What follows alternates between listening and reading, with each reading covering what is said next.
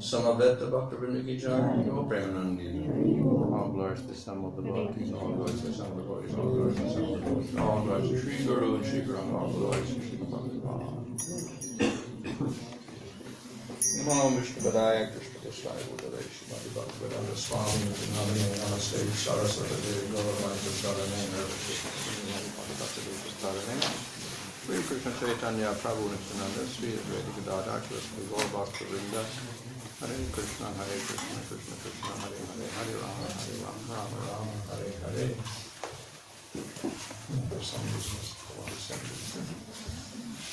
Okay, so yesterday was all the introduction part of the Brahma Samhita. Итак, вчера у нас было введение в Брахма Самхиту. So the main part of this chapter are the verses that Brahma recites to praise. И большая часть этой главы Брахма Самхиты — это молитвы Господа Брахмы, которые он возносит к Кришне. And of course, previously we heard about Govinda. И, конечно, раньше мы уже слышали о Говинде. So each verse ends with the I worship Govinda. И каждый стих, он заканчивается тем, что я поклоняюсь Говинде. So, here we come to the first prayer. All of these prayers are about Krishna, and they explain Krishna in relation to different devatas and different forms of the Lord, etc. Итак, все эти молитвы обращены к Кришне, они описывают разные отношения Кришны по отношению к другим полубогам и его экспансиям. So I'm not going to explain all the verses, but just some of the verses that have important subjects in them. И мы рассмотрим несколько стихов с очень важными темами. So, the first one here is Chintamani Prakasadna Sud, this very famous verse describing Krishna in his transcendental abode. И первый стих очень важный, известный, тот описывает трансцендентную обитель Кришны. So the verse describes Govind, or the cowherd boy, herding the cows. И там описывается, что Кришна пасет там коров. And he is served by millions of Lakshmis. И ему служат миллионы Лакшми. So here Lakshmi refers to the gopis. Итак, здесь Лакшми имеется в виду гопи. And the setting is that there are kalpavrikshas and houses made out of Chintamani stone. И там также есть деревья калпаврикши и дома, которые сделаны из камня Чинтамани. So previously was described that the whole spiritual abode was supported by Anantashesha or Balaram. И раньше мы говорили о том, что весь духовный мир он поддерживается Ананташешей или Баларамой. So it is not subject to material laws. То есть и здесь не говорится о каких-то материальных вещах. So everything in the spiritual world is chit. И все там в духовном мире является чит. Everything in the material world except the jiva is achit. А все, что относится к материальному миру, включая джив, является ачит. So we have a substance in the spiritual world quite different from the substance in the material world. Итак, вещество материального мира, оно существенно отличается от вещества или сути духовного мира. So we can also expect that substance of the spiritual world, that spiritual matter, will act in a different way. И также мы можем предположить, что вот эта материя, духовная субстанция, она будет действовать по-другому. Ultimately, the expansion of Krishna's Chit Shakti, Antaranga Shakti, Surf Shakti. В действительности это является экспансией от разных шакти Господа перечисленных. So we can say, in one sense, it's part of the Supreme Lord. It's part of the Supreme То есть Lord. в каком-то смысле можно сказать, что это части выше Верховного Господа. We often hear the term, I don't know, it's Russian, but in English, the Shakti and the Shaktiman are non-different. И мы часто слышим, по крайней мере в английском, что Шакти и Шактиман не отличны друг от друга. So Shaktiman means the possessor of the Shakti. Шактиман означает тот, кто владеет Шакти. So Shakti does not exist by itself. The Shakti comes from another entity. Итак, Шакти, оно не существует отдельно от кого-то, оно исходит из какого-то существа. So we say the Shakti and the person that the Shakti comes from are non-different. И мы видим, что Шакти и та личность, из которой Шакти исходит, не отличны друг от друга. Now in our philosophy, we say even the material Shakti, Bahiranga Shakti, and the Lord are non-different. Но мы говорим в нашей философии, что даже Бахиранга Шакти, живые существа, и Господь не отличны друг от друга. And the Tadasa Shakti or the Jiva Shakti is also non-different from the Lord. Бахирана материальная энергия не отличны друг от друга. А Татастха Шакти и Господь тоже не отличны друг от друга. So we have oneness of the Jiva with the Lord. Итак, у нас есть единство Дживы и Господа. But different from the oneness of Shankar's philosophy. Но все равно это отличается от того единства, которое описывается в философии Шанкарачарьи. Because simultaneously we have Veda, we have difference. Потому что одновременно с этим у нас есть Веда, то есть отличие. So everything is, all the Shaktis are one with the Lord, but the Sarup Shakti or the Chit Shakti of the Lord is very like the Lord, spiritual. Итак, все эти энергии, все эти шакти не отличны от Господа, но Сварупа Шакти, Сварупа Well, the Sarup Shakti, Chit Shakti, Antaranga Shakti, all the same thing. Ну, да, Антаранга Шакти или Сварупа Шакти, они все очень близко связаны с Господом. Sarup Shakti means Sarup means the Lord himself, so it's the Lord's own Shakti, integral to his, or intrinsic to his very self. Потому что Сварупа Шакти это форма Господа, это та энергия, которая непосредственно является связана с Господом. Bahiranga means outside. Бахиранга означает внешнюю энергию. So it's one with the Lord, but it's also very separate from the Lord. The Antaranga Shakti is different from the Lord, but very close to the Lord. То есть Бахиранга Шакти, она не отлична от Господа, но в то же время удалена от Него. Антаранга Шакти, она очень близко относится к Господу. So everything in the spiritual world is quite different from everything in the material world. Поэтому все, что находится в духовном мире, отличается существенным образом от того, что находится в материальном мире. Everything cooperates with the Lord's will and His pastimes. Там все соотносятся с играми Господа и Его волей. So therefore we have trees, and what are they? They're kalpavrikshas. Поэтому, если там есть деревья, то это деревья калпаврикши. So kalpavriksha is a tree that gives anything you want. Калпаврикши — это деревья, которые дают все, что вы хотите. Of course, in the spiritual world, they don't want anything except service for Krishna.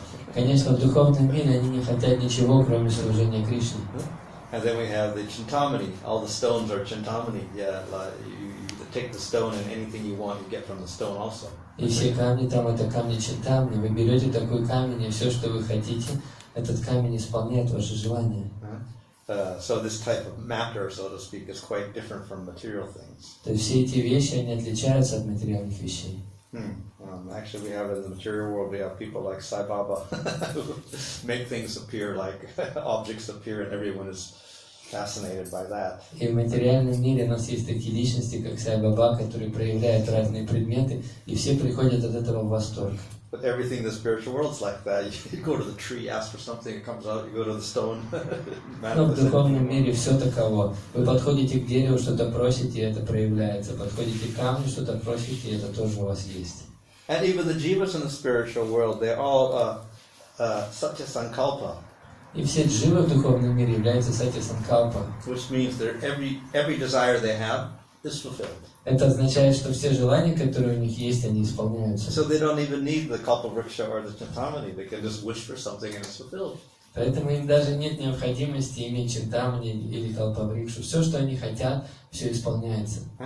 So in that sense, it is said that the jiva could manifest any form he wanted in the spiritual world. И поэтому говорится, что джива может проявить любую форму, которую она хочет в духовном мире. So if he wants to be a tree or a bird or a deer or a dog or whatever, he can be that if he wants to. Если она хочет быть деревом, собакой, каким-то другим животным, она может и быть. So apparently there are some jivas who do that. И очевидно, что есть такие дживы, которые делают это. But generally in our sampradaya, we more or less favor developing one strong relationship with the Lord in a certain rasa, and then we fix our form, and that's considered more, let's say, blissful. Но в нашей сампрадае считается, что если вы развиваете определенные отношения с Кришной, обретаете определенную расу, то вы зафиксированы в этой расе, и от этого вы получаете большее блаженство. So anyway, in the spiritual world, everything is quite different. So that's expressed here by saying we have kalpavrikshas and shantamani, etc. But you don't even need those actually, because each jiva could manifest so many things by himself also. Итак, в духовном мире все отличается от того, как устроено в материальном мире, поэтому там все деревья калпаврикша, все камни чинтамани, но даже нет необходимости в этих камнях и деревьях, потому что все там дживы могут сами исполнять свои желания. But because all the jivas have prema, they will always cooperate with the will of the Lord. Но поскольку у всех джив там, у них есть према, то все свои желания они соотносят с желанием Господа. All their desires are simply to try to please the Lord. Все их желания состоят в том, чтобы просто удовлетворять Господа. So if they happen to go to a kalpavriksha and ask for anything, only for service to the Lord. И поэтому, если они подходят к калпаврикше и что-то просят, то просят они только то, что им необходимо для служения Господу. So anyway, in this way, the jivas become completely satisfied because every single desire in relation to pleasing the Lord can be fulfilled. И поэтому души там, они полностью удовлетворены, поскольку все желания, связанные с удовлетворением Господа, там исполняются. So, everything is so wonderful in the spiritual world, and here we have, particularly we have all the gopis serving Krishna with great respect. И да, все в духовном мире замечательно, и здесь в особенности мы имеем то, что гопи с особым почтением служат Господу. So this is a general description. Итак, это общее описание. Okay, that's a translation, whatever like that. So, fine. And then we have another verse describing the actual form of Krishna. И затем следующий стих, другой стих, где описана форма Господа. But generally, for the jiva, his first desire is to see the Lord. Первое желание дживы – это увидеть Господа. And that's considered to be a great step in our spiritual advancement, where we can see the Lord. Это считается таким значимым шагом в нашей духовной жизни, когда мы можем увидеть Господа. But of course, seeing doesn't imply just looking at Him; it also implies some sort of relationship with the Lord. Но увидеть Господа не означает просто смотреть на Него, это означает вступить в определенные отношения с Ним. And then service to the Lord. И затем служение Господу.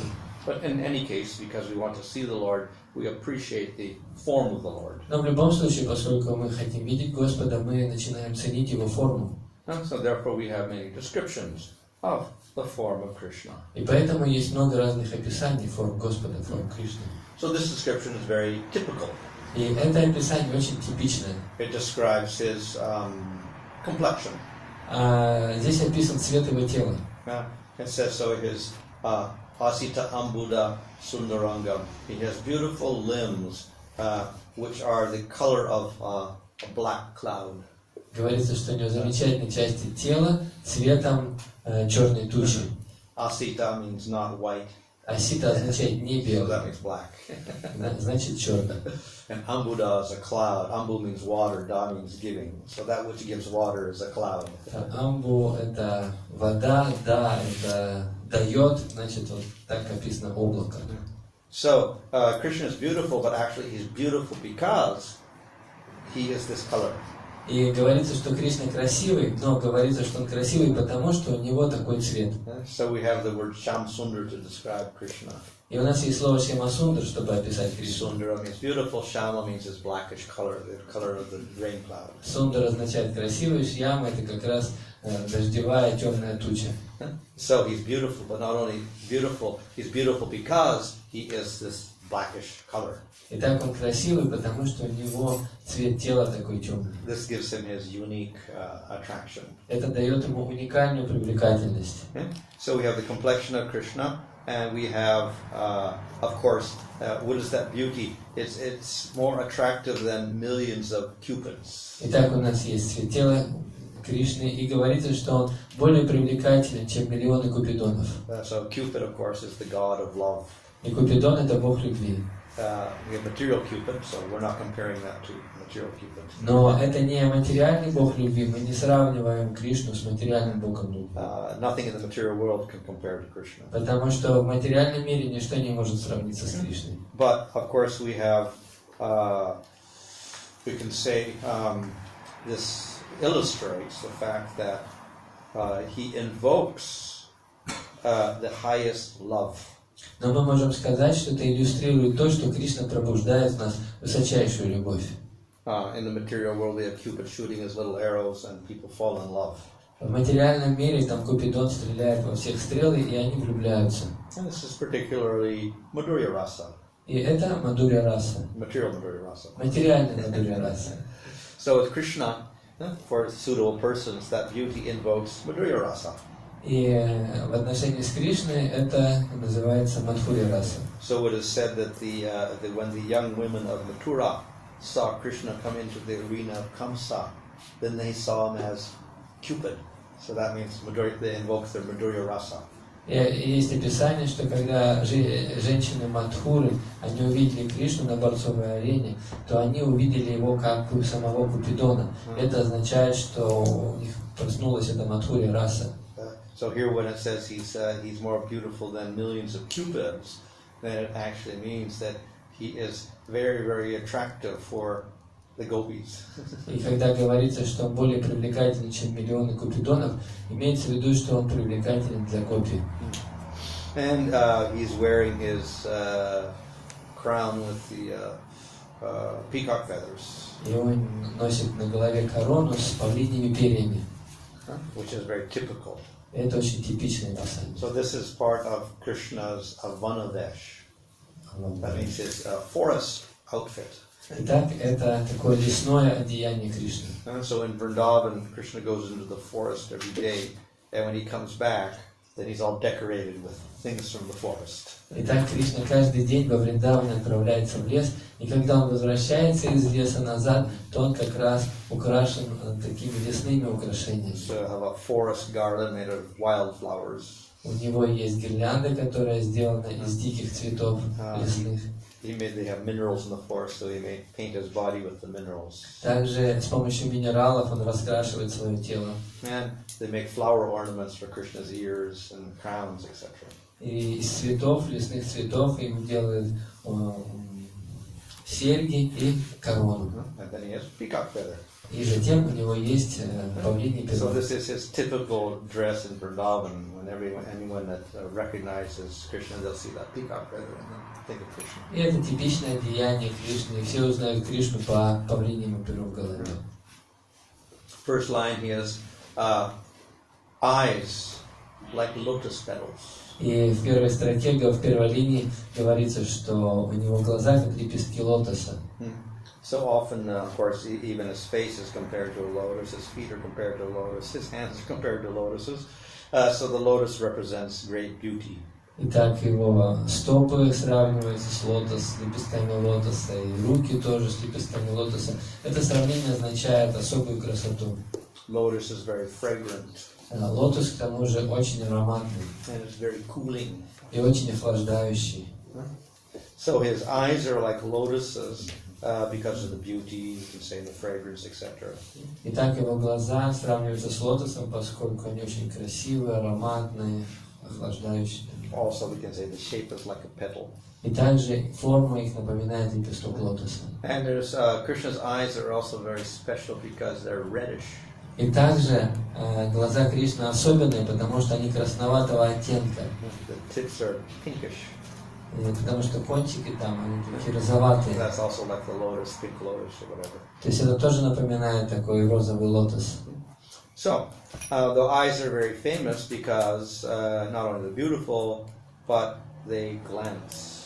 И его глаза, они известны не только потому, что они красивы, но потому, что он ими смотрит. So when Krishna glances, he gives his mercy. И когда Кришна смотрит, он дает свою милость. So his glance gives joy to everybody that gets his glance. И поэтому тот, кто получает этот взгляд, он получает милость Кришны и становится радостным. And here he's got he's playing his flute. И здесь говорится, что он играет на своей флейте.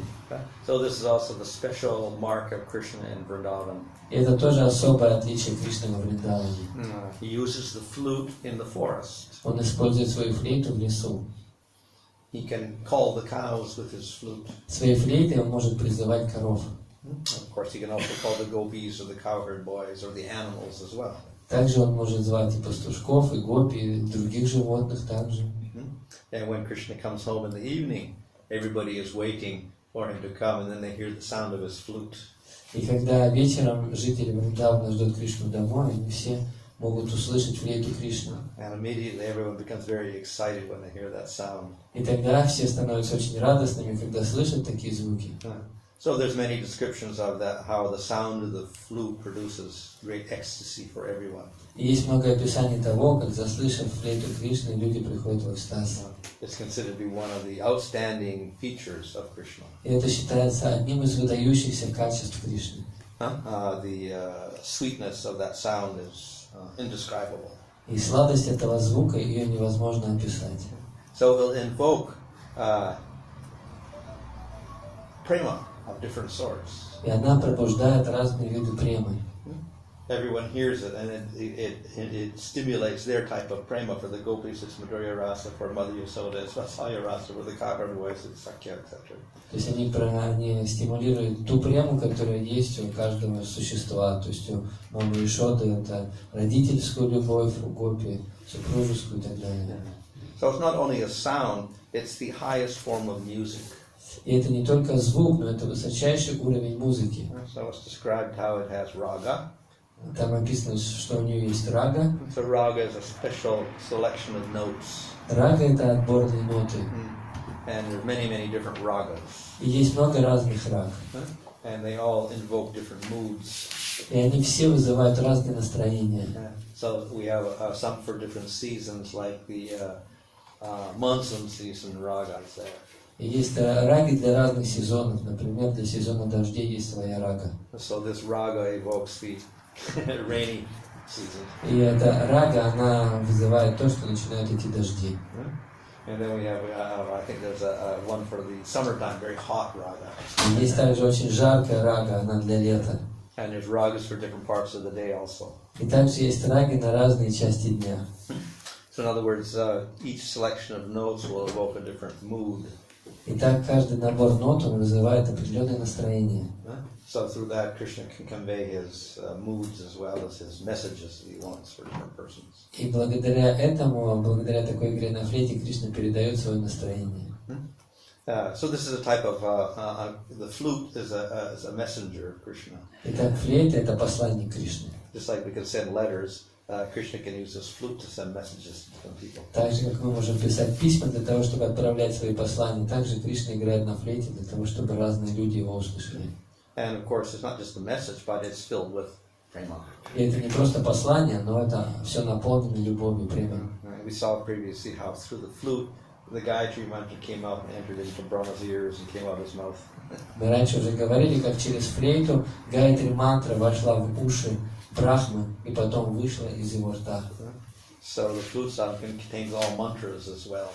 Итак, флейта содержит в себе также все мантры. In fact, the gopis criticize the flute. И в действительности гопи не критикуют флейту. Because when they hear the sound, they all go crazy. Потому что когда они слышат звук флейты, они все сходят с ума. So they say, that flute must have some mantra in it. Because mantras, you use mantras to bewitch people and make them go crazy, etc. in India. И они говорят, наверняка у этой флейты есть какие-то особые мантры, поскольку в Индии известно, что мантры могут сводить людей с ума, делать их сумасшедшими. Well, anyway, the flute is famous also. Но также, то есть флейта, она очень известна также. So here's a description of Krishna as realized by Brahma. И теперь приводится описание Кришны, как его осознал или реализовал Брахма. So normally we think Brahma realizes Vishnu, Garbhodaksha Vishnu, and gets teachings from him, etc.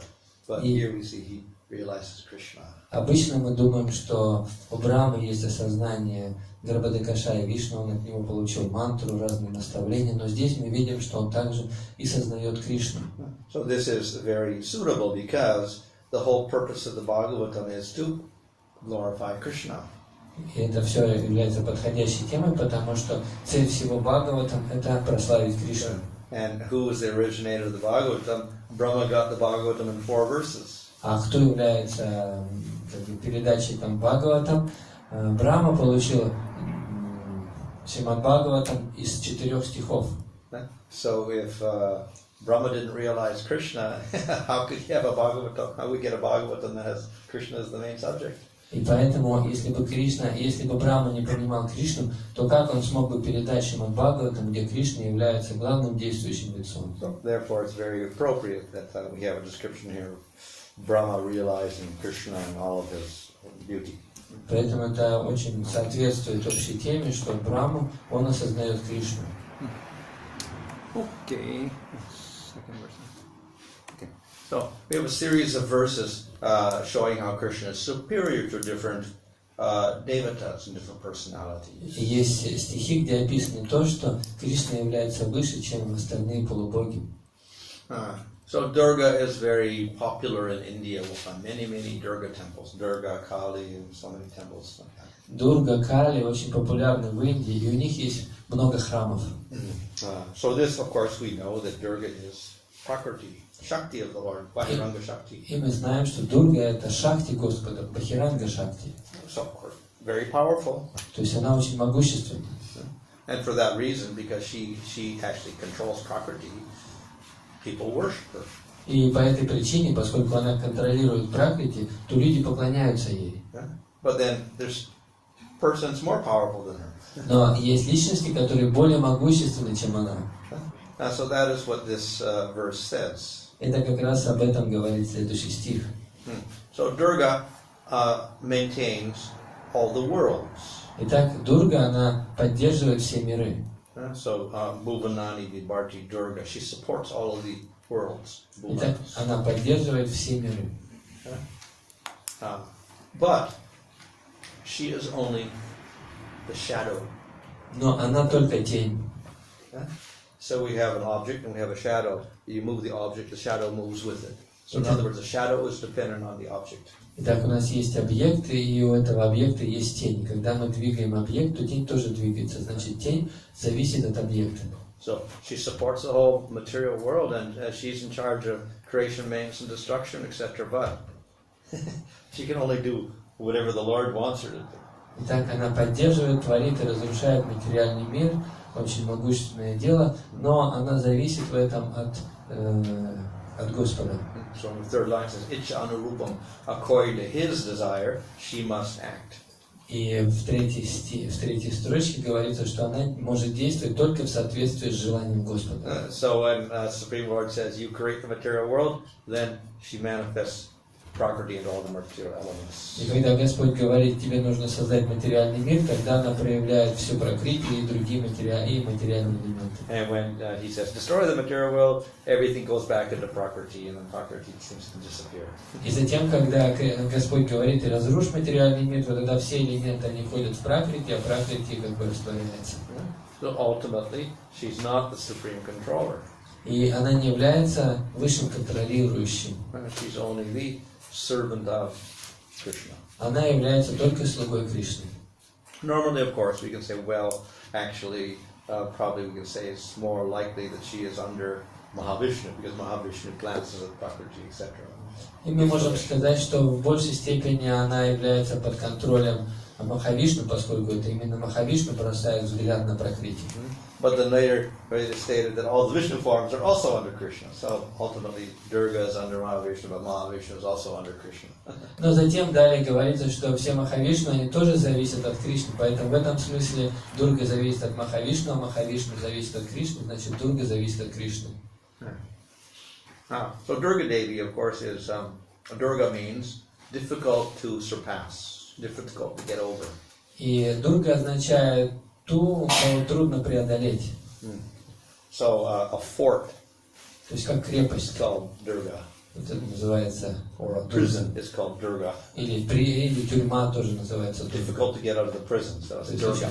Очень трудно выбраться из тюрьмы, это означает So Дурга. the whole material world is difficult to get out. И поэтому трудно также выбраться из этого материального мира. So this morning we had the story of Brahma, and then he climbs into this walled forest, and he can't get out. И мы утром рассказывали историю, как один браман, он перелез через стену и попал в тот лес, из которого потом назад уже трудно было выбраться. Actually, it's described that there's layers on the universe, И говорится, что есть слои этой вселенной. and each is 10 times thicker than the other. И каждый последующий слой в 10 раз там толще, чем предыдущий. So if we multiply, you'll see that the layers get huge. И если мы сделаем расчеты, то мы увидим, что эти слои, они огромные. The center part's like this, and you've got these huge layers outside, so you can never get through the layers. Even if you got to the inside of the universe, you can never get out. It's so vast. То есть сама Вселенная может быть маленькая, но вокруг нее столько слоев, что из них выбраться очень трудно. But in any case, we're bound up by karma, so we can never get out. Но в любом случае мы связаны здесь кармой, поэтому мы никогда не сможем выбраться. So, all of this is operating within Prakriti and under Durga Devi. Итак, все это оперируется Пракрити под руководством Дурга-деви. So, for that reason, many people worship Durga Devi. И по этой причине многие люди, они поклоняются Дурга-деви и ее силе. So, through the law of karma, she punishes everybody. И по законам кармы она наказывает всех. So we see all these weapons in her hands. И мы видим все это оружие у нее в руках. So very powerful because she gives everybody karma. Итак, она очень могущественна, потому что она каждому раздает по своей карме. But she's doing everything under the will of the Lord. The Lord makes the law of karma. Но все она действует по желанию Господа, потому что это Господь, Он создает этот закон кармы. And it's He who tells Durga Devi to manifest the universe. И Он дает команду Дурга-деве, чтобы та проявила материальную вселенную. She cannot act on her own. Она не может действовать независимо. So that's why the glance of Vishnu is necessary for Prakriti to get activated. Вот почему взгляд Господа необходим для того, чтобы Пракрити пришла в активное состояние. Okay. So Durga Devi is actually married to Shiva. И в действительности Дурга-деви, она выходит замуж за Шиву. So then Shiva is the master of Durga Devi. Итак, Шива является господином Дурга-деви. So many people also worship Shiva in India. И очень многие люди в Индии, они также поклоняются Шиве. Our philosophy explains that Shiva is usually a form of Vishnu. И наша философия объясняет, что Шива обычно является формой Вишну. So he's actually not a devata like the other devatas. Поэтому в действительности он не такой девата, как все остальные. He's not a jiva. Он не является дживой. Usually the other devatas are jivas. Другие деваты, они обычно дживы. So Shiva is usually not a jiva, so he's in a special category. И Шива обычно не джива, поэтому он относится к особой категории. So that's why Vishnu are equated, because actually Shiva is a form of Vishnu. Поэтому в Писаниях очень часто приравнивается Шива и Вишну, поскольку Шива является формой Вишну. Yet we also distinguish them, and therefore we say in our offenses that we shouldn't equate Shiva with Vishnu. Но также мы отличаем одного от других, поскольку и даже у нас есть такое оскорбление, что приравнивать имена Шивы и Вишну. So in the Nectar Devotion there, Rupa Goswami says Shiva has manifest 55 qualities and Vishnu manifests 60 qualities. So 5 extra qualities that Vishnu manifests that Shiva doesn't manifest. И в Нектаре преданности говорится о том, что Шива проявляет 55% качеств, а 60% качеств проявляет Вишну. То есть у Вишну есть 5 качеств. 5 качеств, которые нет у Шивы. То есть там 55 качеств, здесь 60 качеств. So though Shiva is a form of Vishnu, we differentiate. Поэтому, хотя Шива это форма Вишну, но есть также и разница между ними. So this particular verse gives an example. И этот стих, он приводит пример. Vishnu is like milk and Shiva is like yogurt. Вишну сравнивается с молоком, а Шива сравнивается с йогуртом.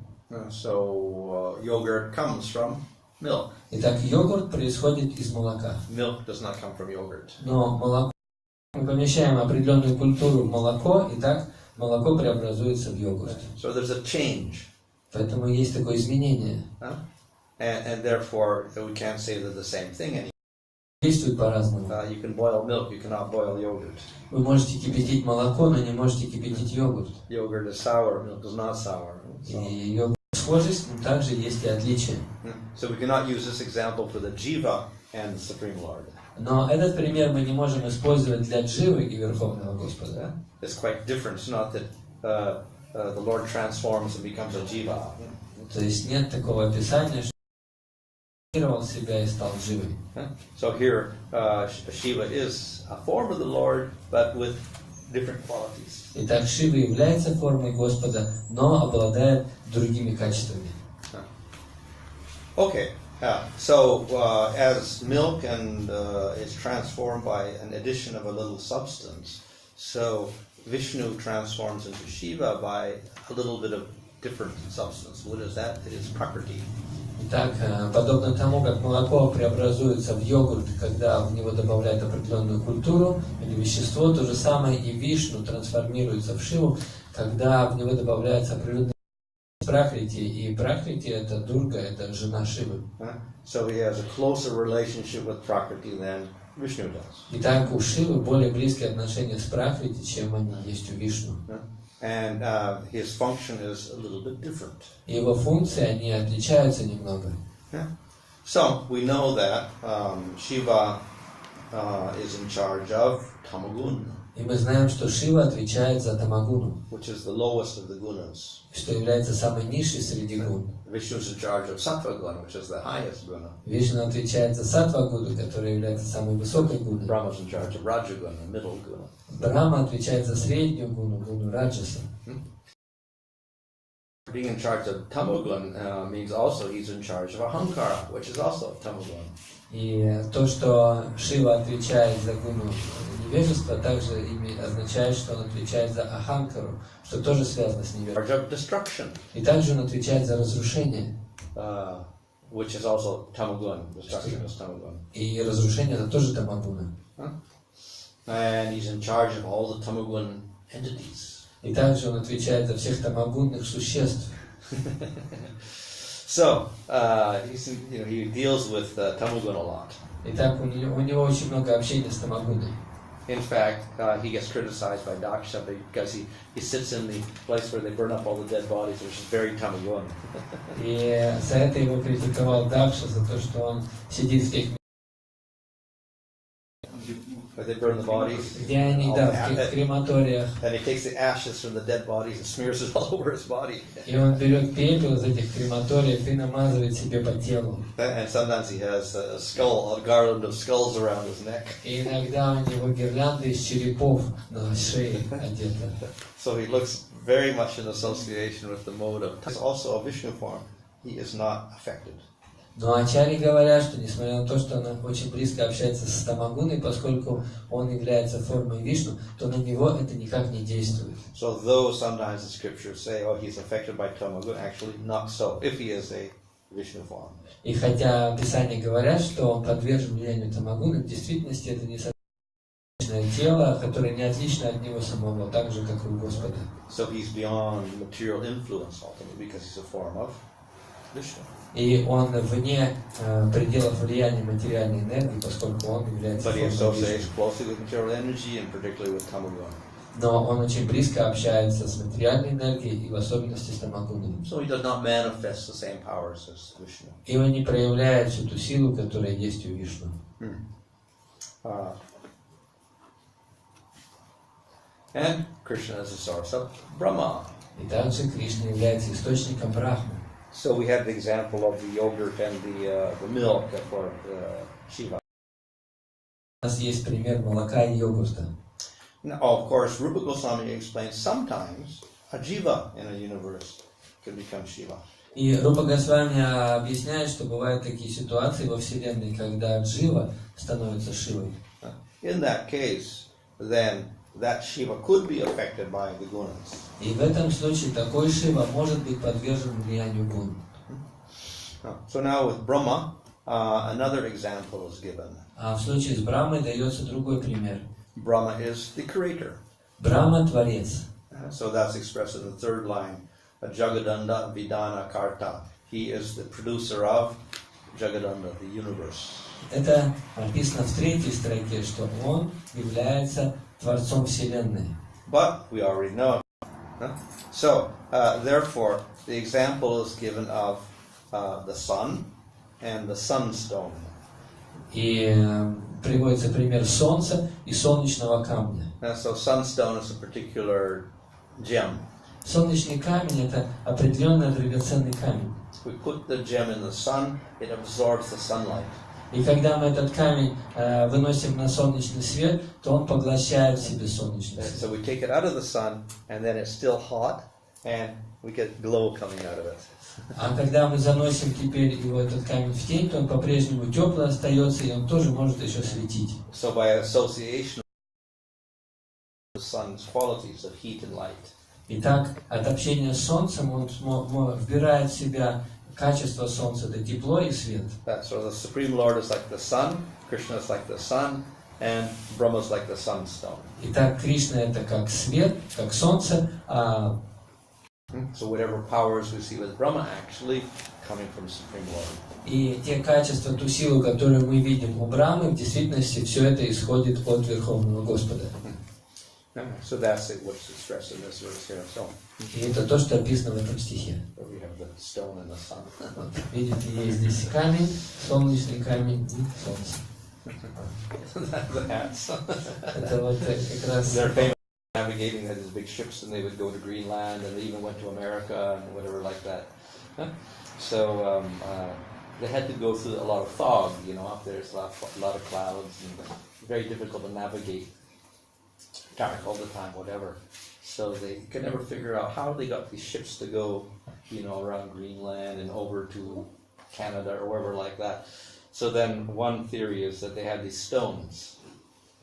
И есть такая версия, очень далеко в Гренландию, даже в Канаду, и там все время был туман, и было темно, и как они могли находить путь для своих кораблей. И одна из версий такая, что у них были вот эти солнечные камни, с помощью которых они могли освещать себе These путь. stones are very sensitive, so you put the stone in different places, and from that you could figure out where the sun was, even though you couldn't see the sun because it was all cloudy. Somehow it's sensitive, so it pick up that light and it would start glowing, so that you would figure out where the sun was rising, and based on that you could navigate your things through all the clouds. И эти камни, они в действительности очень чувствительны к солнцу, и благодаря этому можно понять, где вы находитесь, то есть совершать определенную навигацию, просто помещая солнце в разные места, солнечный камень в разные места, и так определить, где находится солнце, и свое место, скажем так, куда нужно плыть. Okay. Anyway, now we got Ganesh. Итак, следующий у нас Ганеш. Very popular. И Ганеш тоже очень популярный.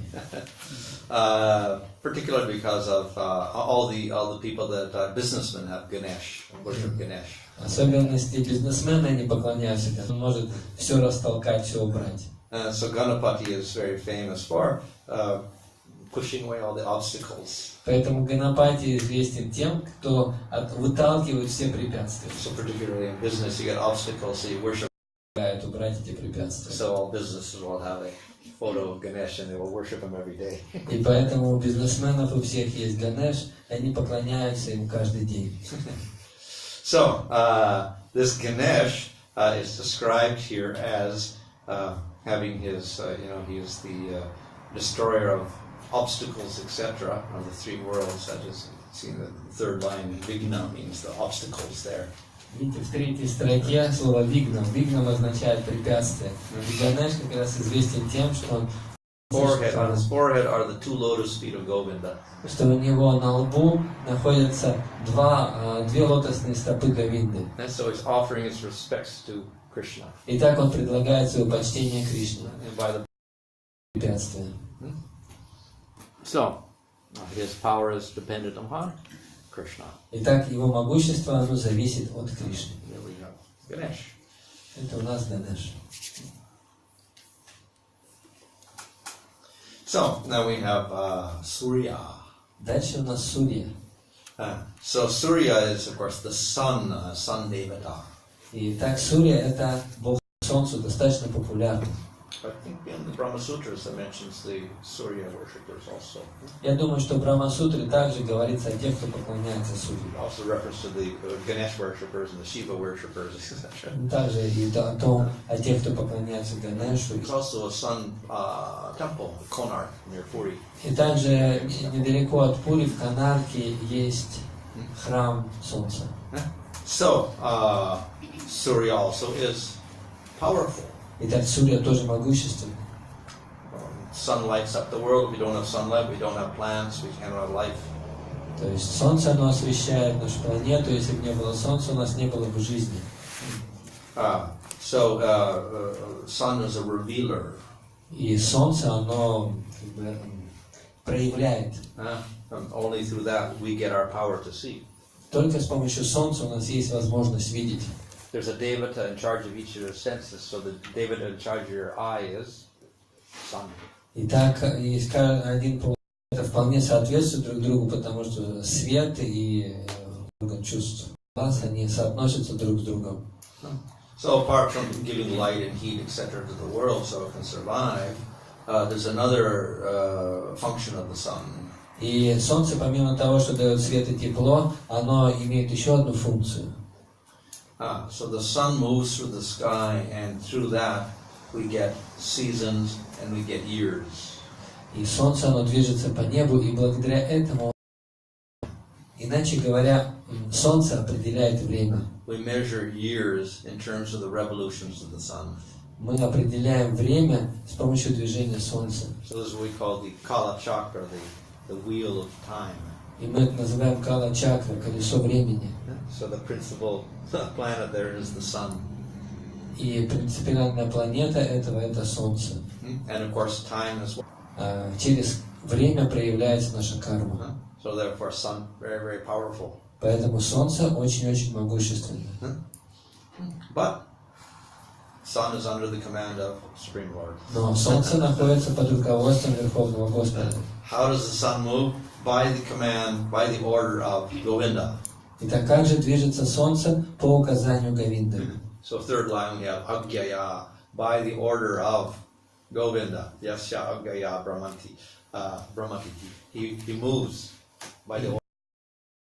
Это в третьей строке написано, что он движется под руководством Говинды. So, therefore, Surya also is dependent, whatever power he has in terms of time, karma, etc., and light, because of the Lord. И поэтому Сурья, он тоже зависим со всеми его силами, теплом, светом и кармой. Он зависит от Верховного Господа. We also have this example given of the universal form. И у нас есть также пример вселенской формы. In the second canto, third canto, I think 6 times this universal form is described. В нескольких главах несколько раз описывается эта вселенская форма. And there we have the sun devata with the eye, and the Dik devatas for the ear, and Aswini Kumars for the nose, and Agni for the voice, and Varuna for the tongue. So all the devatas are kind of stuck on this universal form related to the different sense organs. И в описании этой вселенской формы говорится, что там у этой вселенской формы есть разные чувства, познающие чувства, действующие чувства. И разные полубоги, они отвечают каждый за свое чувство в этой вселенской форме. But form can do nothing. Но форма ничего не может сделать. Until Supreme Lord enters into it as the soul of that becomes active. До тех пор, пока Господь не входит в эту форму, подобно тому, как душа входит в тело. И тогда эта вселенская форма, она начинает активно действовать. So all the devatas only act and carry out their functions when the Supreme Lord orders them to do so. Итак, все полубоги, они имеют возможность действовать только тогда, когда Господь дает им указания. So the sun is regarded as the chief of all the different planets. И Солнце считается самой главной планетой. And in astrology we have all these 9 planets, Navagraha, 9 planets that indicate your karmas. И в астрологии у нас есть 9 планет, которые определяют нашу карму. Sometimes in order to prevent all these things you get jewels for each planet. And you wear Navaratna, 9 gem Есть ring. 9 таких, есть кольца такие из 9 драгоценных камней. And in the center is ruby for the sun. Sun's in the center. И в середине такого кольца находится рубин. Он представляет себя как солнце. Chief of all the planets. И поэтому он представляет как самую главную планету. So then that represents, of course, karma. И это представляет из себя карму также. But under the direction of Supreme Lord. Но под руководством Верховного Господа. So often in India they worship all the different planets. We have the Navagrahas. И часто в Индии они поклоняются разным планетам. У них есть такие наваграха. So particularly in South India, if you go to a Shiva temple, usually you'll see in some corner they'll have the Navagrahas, the 9 deities stuck in the corner there. People are worshipping and doing circumambulation, come around these И deities. особенности в храмах, вот в Южной Индии, в храмах, где-то мы можем найти там такую форму наваграха, где-нибудь в углу стоят, и там многие индусы, они поклоняются, обходят вокруг этой формы и возносят свои поклонения, свое поклонение производят. But they're all under control of Govinda. Но все это находится под контролем Говинды. So we just worship Krishna, all the karmas are finished. Поэтому, если мы поклоняемся Кришне, со всей кармой, See if Achamil just chanted the name of Narayan, everything gone, all the karma's gone. так же, как Джамил, он повторил имя Нараяны, и вся карма у него исчезла. Okay, so Krishna is the source of Brahman. Итак, Кришна является источником Брахмана. Of course, we say not source because they're non-different in one sense. It's part of Bhagavan. Brahman is part of Bhagavan. Конечно, мы можем сказать, что это не совсем так точно сказано, потому что Брахман не отличен от Бхагавана.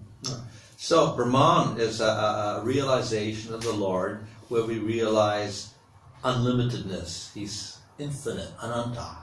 И Брахман — это та реализация, которую мы получаем, когда по ним осознаем Господа как Ананту. And undifferentiated, we can't see any qualities or any form. И там нет никаких различий, мы не можем видеть формы и качества. So that is Nishkalam there in the third line. Nishkalam Anantam. И это Infinite в and третьем no parts at all, nothing строке, differentiated. что там нет никаких отличий, нет частей. And И он проникает везде, то есть он везде сущий. So this is one realization of the Supreme Lord. И это одно из осознаний Верховного Господа. We say that the Lord is Brahman, Paramatma, Bhagavan, and it's all one. И мы говорим, что Господь — это Параматма, Бхагаван и Брахман, и все это едино. So we can realize the Lord as Brahman through a certain process, Jnana Yoga. И мы можем осознать Бхагавана как Брахман через определенный процесс гьяна-йогу. And so for the Gyanis, this is supreme. Brahman is supreme. И для гьяна-йогов Брахман — это высшее. There's nothing beyond that. Ничего нет выше для них, чем Брахман. However, this verse says no. The Brahman is simply the effulgence of the form of Govinda. Здесь говорится в этом стихе, что нет, в действительности Брахман — это просто сияние, которое исходит из Говинды. So we have the sun with its form, and then we have the light coming out. Итак, у нас есть солнце, которое обладает формой, и из него исходит свет. So we can just realize the light, И мы можем осознать этот свет, or we can realize the light and the sun. но также мы можем осознать и свет, и солнце. So it can realize Brahman, or it can realize Bhagavan, who has Brahman as his aspect. Итак, мы можем осознать Бхагаван, мы можем осознать Брахмана, также мы можем осознать Бхагавана и Брахман как аспект Бхагавана. So if we realize Bhagavan, we get complete realization. Поэтому, если мы осознаем Бхагаван, то мы получаем полное осознание. If we realize only the light, we get partial realization. А если мы осознаем только свет, то наше осознание частично. So we don't criticize that Brahman in one sense because it is also part of God.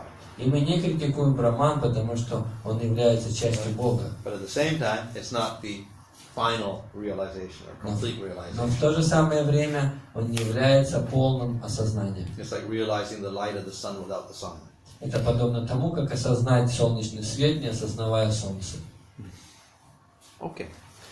So, Krishna is the source of the Purusha avatars. И также Кришна является источником Пуруша Аватар. So we have Garbhodakshaya Vishnu, Kshirodakshaya Vishnu, and we have Mahavishnu. These are the Purusha avatars. Итак, у нас есть 3 Пуруша Аватара.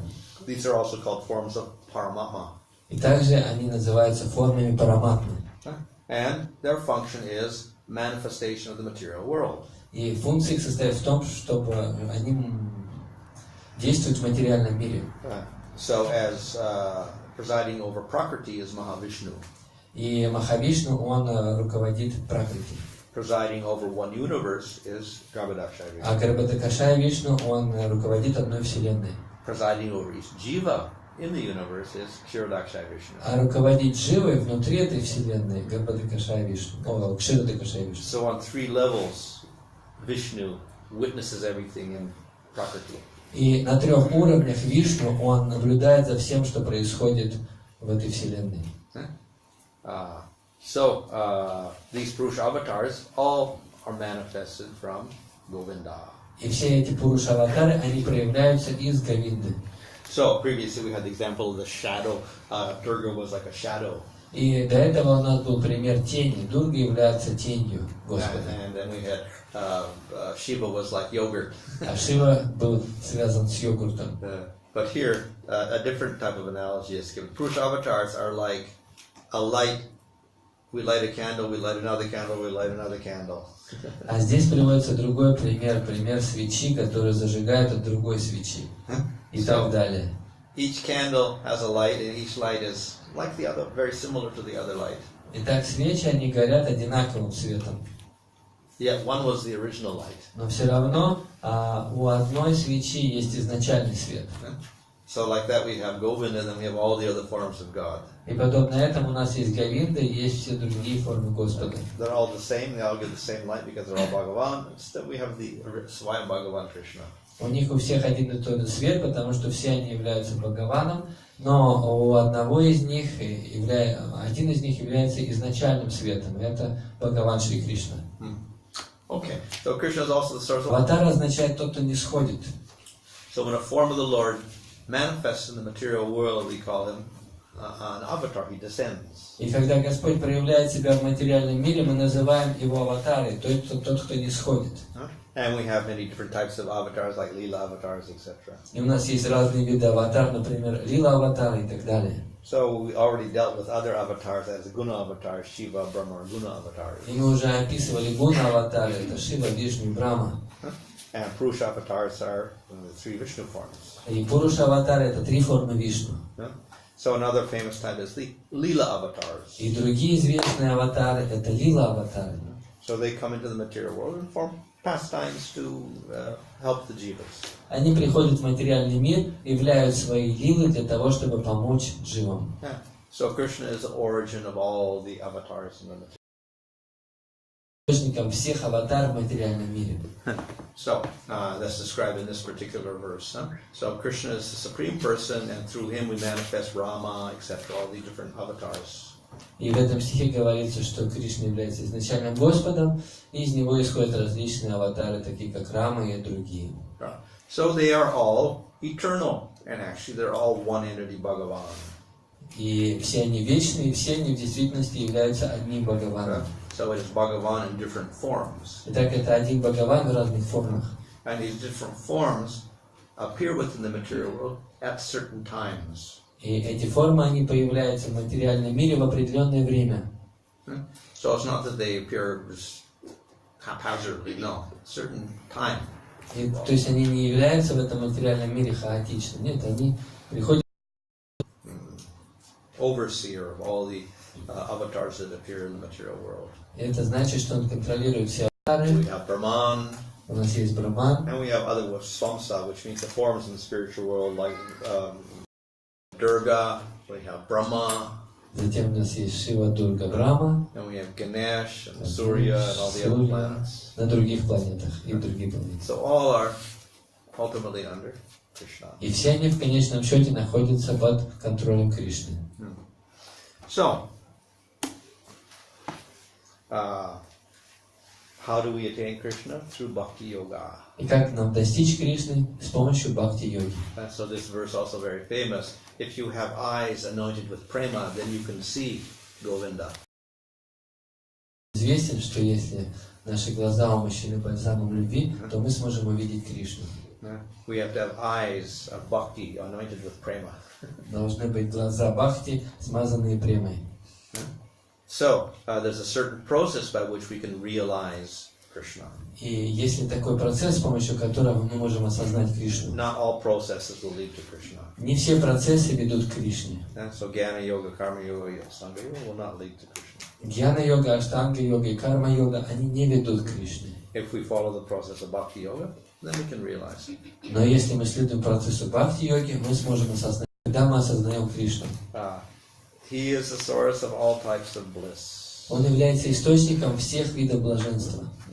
We've explained that he's Swayam Bhagavan, so therefore he has everything in him. Говорится, что Он Сваям Бхагаван, значит, внутри Него есть все. So one of his aspects is he's Akila Rasamrita Murti. He is the form of all rasas. И одно из Его качеств – это то, что Он источник всех рас. And he manifests those in the most complete form. И Он проявляет все эти расы в наиболее совершенном. So therefore, we can worship Krishna and we can fulfill all of our desires in any particular rasa.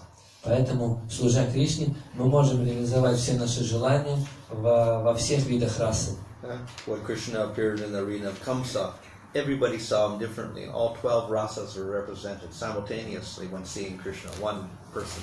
Когда Кришна появился на борцовской арене в Мадхуре, то его видели в разных 12 расах одновременно, одного и того же Кришну. When Krishna lifted Govardhan Hill, all the different devotees were experiencing that particular rasa with Krishna as he held up the mountain with his little finger of his left hand. Или когда Кришна держал на мизинце левой руки Хон Гавардхан, то все, глядя на него, они испытывали свою расу, которая отличалась от других. So that is here in this one verse. It has Krodha, Kama, Saha, Pranaya, Biti, which is fear, Vatsalya, Moha, Gura, Gaurava, etc. It lists all these different relationships you can have with Krishna. И здесь как раз перечислены все 12 видов отношений, которые можно иметь с Кришной. So we can associate with Krishna as lover, conjugal rasa.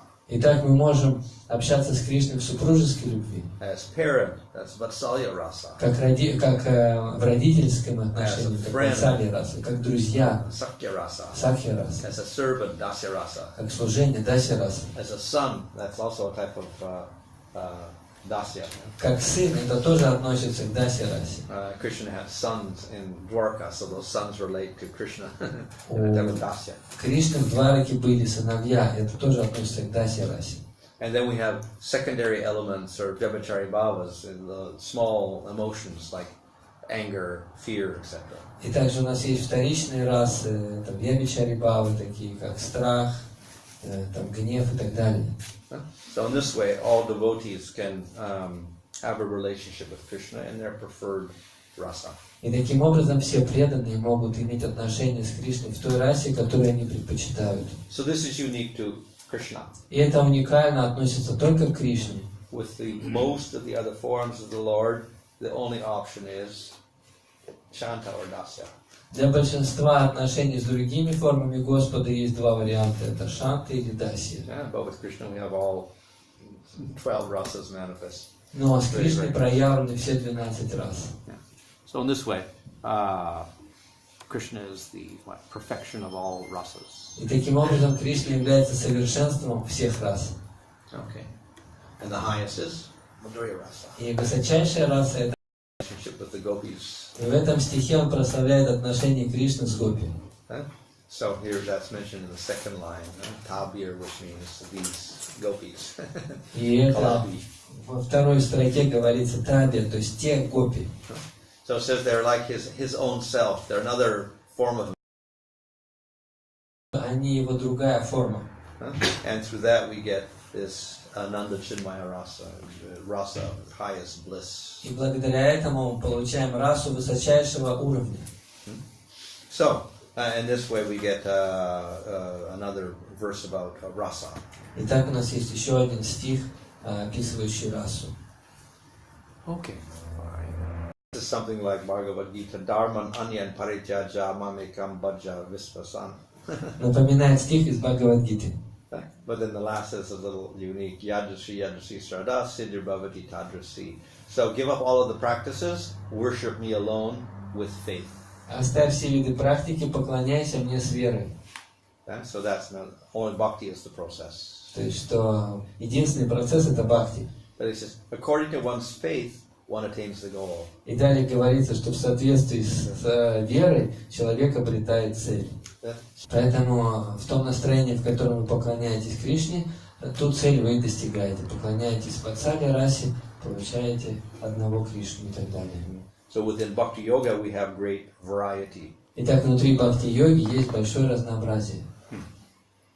Okay, so after all of this realization, then the Lord gave blessings. И после всех этих реализаций Господь Брахма дает свои благословения. So the Lord says, I've given you all my powers.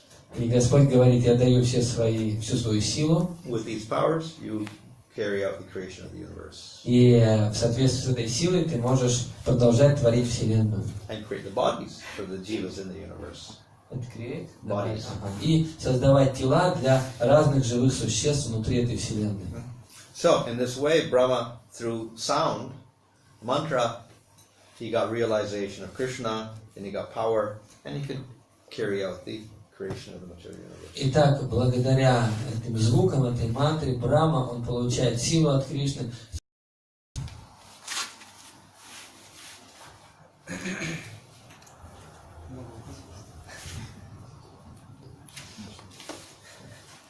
Интересно, на Шиву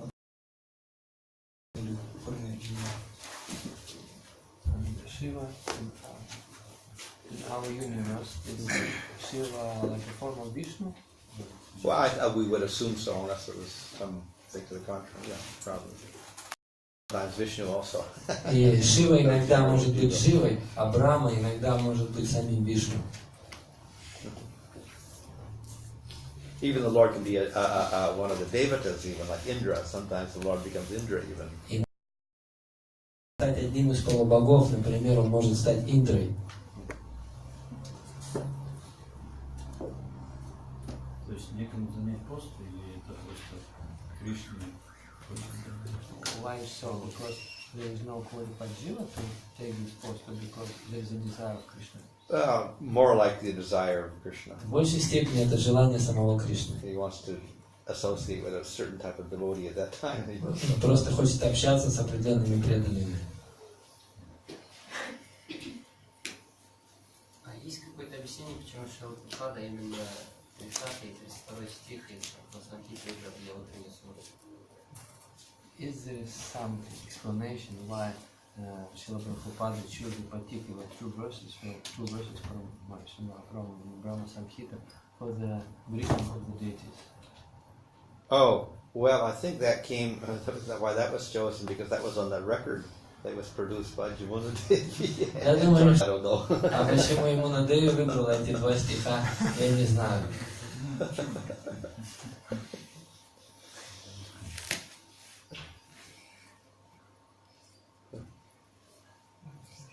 Скажите, нечаянно. В этой игре получается, что для нас это, в принципе, большие расстояния, да, в смысле сроки по времени, а для Брахмы получается, что он ежедневно, то есть так как Кришна приходит раз в день Брахмы, то есть для Брахмы это каждый день, как он каждый день Doing such a mistake every day in his life. Oh, well, as I said, this particular Brahma in this particular universe was granted no illusion in this lifetime. Как я уже говорил, что этот конкретный Брахма, который находится в этой вселенной, у него есть благословение Кришны, что он никогда не будет находиться под влиянием иллюзий. So therefore it's described that this day he got bewildered, then it was the will of the Supreme Lord. Поэтому говорится, что когда он как бы становится сбит с толку, находится в иллюзии, то это происходит по желанию Господа. So, if, now, does Brahma get bewildered every day? Поэтому, если бы Брахма был сбит с толку каждый день, So that question is not covered anywhere. Does he get bewildered every day? Does the pastime occur every day? It's not mentioned anywhere. It's not mentioned whether it occurs every day. ну и нет описания того, что именно эта лила, она происходит каждый день Брахмы. But, and they fall in the material world. То есть это не означает, что каждый день их проклинают, и они падают в It's материальный not мир. proper that, they would get cursed every day. Обычно это другие демоны, которые становятся Хираникашипу, So, а не те as for самые. Brahma, I don't know. Maybe he doesn't get bewildered every day. This is an occasional Поэтому event в also. отношении Брамы я не знаю точно, вполне возможно, что не каждый день происходит такая игра. И Семинар слушали, Шилара Махараджа, даже там они говорят, что вот эти этапы, положения, Положение Господа Шивы в Гуру Татву и почему он жил упал. Three topics about Guru Tattva, about Shiva Tattva, and about forming the soul from the spiritual growth. That we should not like to be too much engaged in investigative analysis of the source. So why it's в каком-то смысле даже сам Кришна, он является скрытым, потому что большинство людей не могут его понять. And similarly, Madhurya Rasa is very confidential, therefore not revealed to everybody. Мадхурья Раса, она тоже очень сокровенная, и поэтому она не раскрывается каждому. So that's because generally, even if we're intelligent and whatnot, still it's beyond our intellectual capacity. We cannot understand. И поэтому даже если мы очень разумны, то все равно есть. Then there's after a certain point, it's more difficult to convey the actual meaning because it is spiritual. И до какой-то степени шастры помогает нам разобраться в чем-то. Something like that, but ultimately it's a realization. It's not something that you convey by words. Итак, мы можем читать объяснение, что Кришна такой, такой, но в действительности это дальше больше относится к реализации, потому что может быть описан материальными словами. So that is also prema. You cannot really describe it with words. И также према, ее невозможно описать словами. And then if you get to a higher prema, from Madhurya Rasa prema, then you cannot describe it at all, really. И когда вы обретете высшую прему, то тогда вы сможете понять, что это означает. But then, of course, scriptures do describe it. But then it's something like this. That's all we can say. Но, конечно, Писания описывают это тоже, но они описывают так как бы просто образно, like a hint. Отлично, спасибо большое за лекцию. А вот вопрос такой, то, что тогда Господь Нрисимхадев явился первый раз, или значит то, что он являлся единственный раз? И как бы второй вопрос, почему она не помнила данную форму? Lakshmi told that she never saw such a form before. So why so? Does it mean that? It's in the Bhagavatam itself. Это говорится в самом Бхагаватам. So, two explanations are there for that. И есть два объяснения этого. One is that the Lord can appear obviously in the Каждый день как Чакшуша Аватара. Чакшуша Манвата. But this time, he may be even more ferocious than ever. Но в этот раз он может быть более свирепый, чем раньше. So this will be astonishing even to Lakshmi to get over. И другое объяснение таково, что под влиянием йога майи она тоже может быть сбита с толку. The Yoga Maya influence probably because generally, and he's enjoying very nicely with Lakshmi, so she forgets all about this other aspect of the Lord. И это может произойти потому, что обычно Лакшми находится на Вайкунтхе с Господом, и она забывает о его других формах. So that she's completely astonished when she sees this anger of Nrsimhadev. И поэтому она очень удивляется, когда она видит проявление гнева Господа. То, что Брахма ошибся и украл пастушков и телят, почему такое происходит? То есть, по сути, он же действовал по воле Господа. This Brahma Vimohananila, if it is the will of the Lord, the bewilderment of Brahma, so one was not happy with Brahma. If it's Well, we can't say one or the other. He is one nature of the Supreme Lord is he's Gambhira, which means very deep or very profound. И одно из качеств Господа это Гамбира, то есть он очень глубокий. And nobody knows what he's thinking. И никто не знает, что он думает. Доволен он или недоволен, никто не знает. So even the Kumaras, when Vishnu spoke after they cursed the doorkeepers, etc., then Vishnu spoke, and then the Kumaras are wondering, what does he mean? What is he telling us? Даже в том случае, когда Кумары прокляли Джая Виджая, и потом они разговаривали с Господом, они не могли понять, что он им говорит, что он имеет в виду. So the Lord is silent, and then everybody's perplexed. What does he mean? So in the case of Brahma, he offers all his prayers, and Krishna's standing there, and Brahma's confused. Is he happy? Is he sad? He doesn't know. И поэтому Брахма молитву, он не мог понять, что же чувствует Господь, счастлив он или нет. But actually, those prayers are very famous. Но в действительности эти молитвы, они очень известны. And we see all the different acharyas have written huge commentaries on those prayers. И многие ачарьи, они написали объемные комментарии на эти стихи. So they actually represent, they have a lot of, what do you say, substance in them. И поэтому в этих молитвах очень много сути. And our acharyas, they analyze this very carefully. И наши ачарьи, они анализируют очень внимательно эти So that молитвы. actually his prayers are quite profound. Поэтому эти молитвы. И поэтому, если выглядит так, что Кришна не очень доволен, это только внешне так может показаться.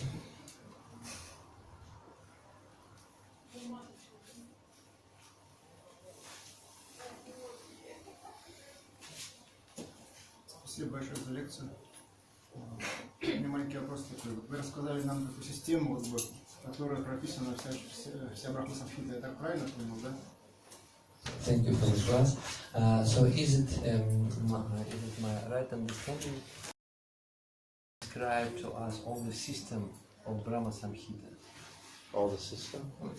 Yeah, Well, the main verses. да, основные стихи. Yeah, not all the verses, the main verses. Тогда у меня вопрос, там есть такой стих 59-й, по-моему, по порядку. И в этом стихе говорится о 8 направлениях, которые... Verse, I think number 59, and where is a description of the 5 elements and the 8 directions. How it connects with all the systems that материальный мир.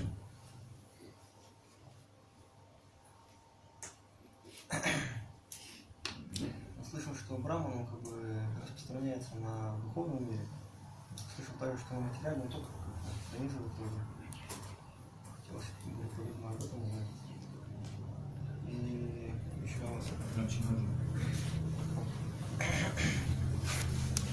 слышал, что Брахма, он пронизывает духовный мир и пронизывает материальный мир. Это первый вопрос. Второй, если какая у Брахмы раса с Богом? И третий вопрос. То есть может ли Джива иметь больше одной расы, например, предыдущую? So there is three questions. And just one is what is the Brahma rasa is the Lord? Brahma? Brahma. Das. У Брахма находится в дасе, расе по отношению к Господу. Then can the one soul have different races with the Lord simultaneously? Well, they can have mixed rasas.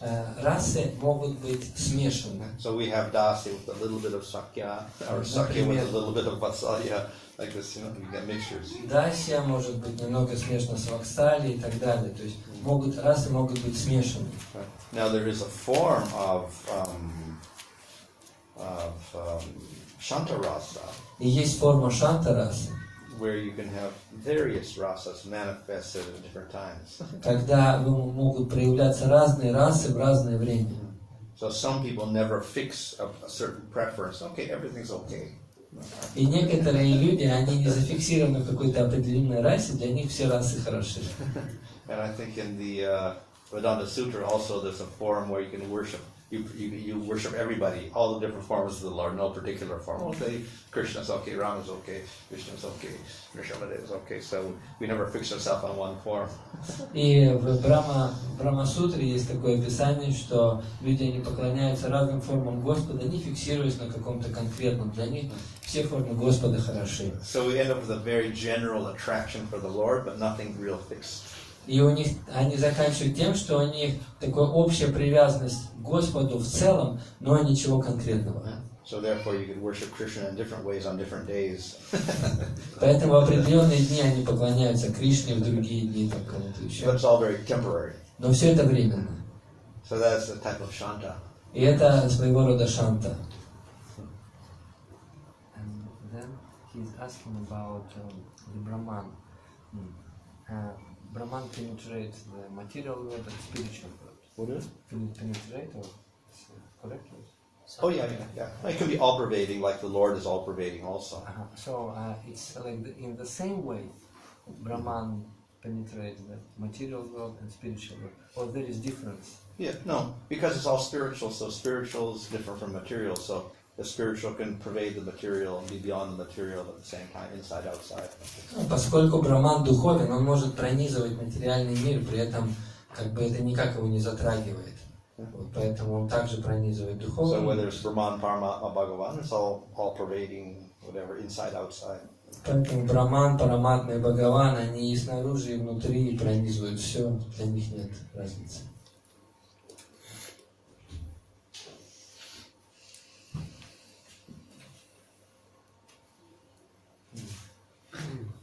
Мы каждый день поклоняемся Тулси Махарани, и мы просто уже сегодня рассказали о положении Тулси Деви. Can you explain the position of Tulsi Devi? Because every day we worship Tulsi Devi. So what is her position? Oh, Мы читали, конечно, We read about it, but yeah.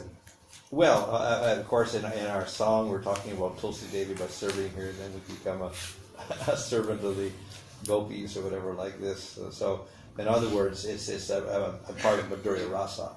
И говорится, в самом тексте, который мы поем при поклонении, говорится, что если мы поклоняемся Тулси Деви, то мы можем стать служанками гопи, то есть это является Мадхурья расой. So in the spiritual world there, in what Gokul, in the spiritual world, we have Tulsi Manjari and we have Vrinda Devi. И в духовном мире на Галоке Вриндавана есть Тулси Манджари, Вринда Деви. So Vrinda Devi is very famous for arranging the forest for Krishna and Radha. Вринда Деви, она известна тем, что она организует лес для игр Радхи и Кришны. So she makes all of the bowers with flowers and decorates everything up for them.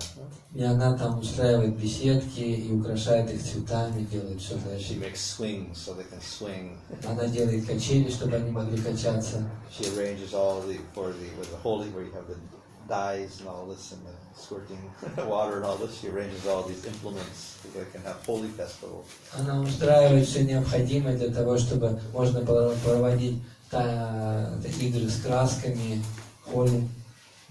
So in other words, she's an assistant for the pastimes of Radha and Krishna. Иначе говоря, она помогает играм Радхи и Кришны.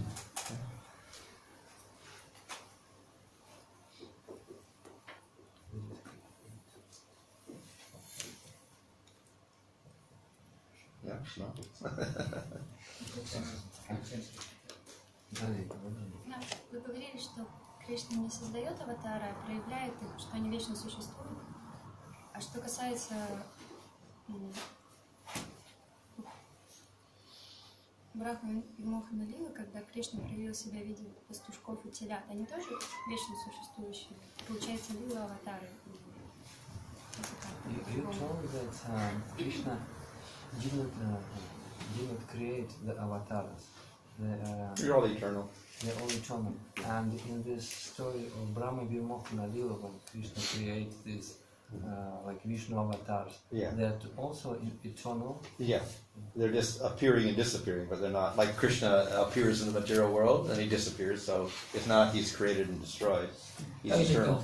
Так же, как Кришна, когда он приходит в материальный мир, потом исчезает, это не означает, что он создается, потом разрушается, он вечный. То же самое и с этими аватарами. Они просто становятся видимыми или невидимыми.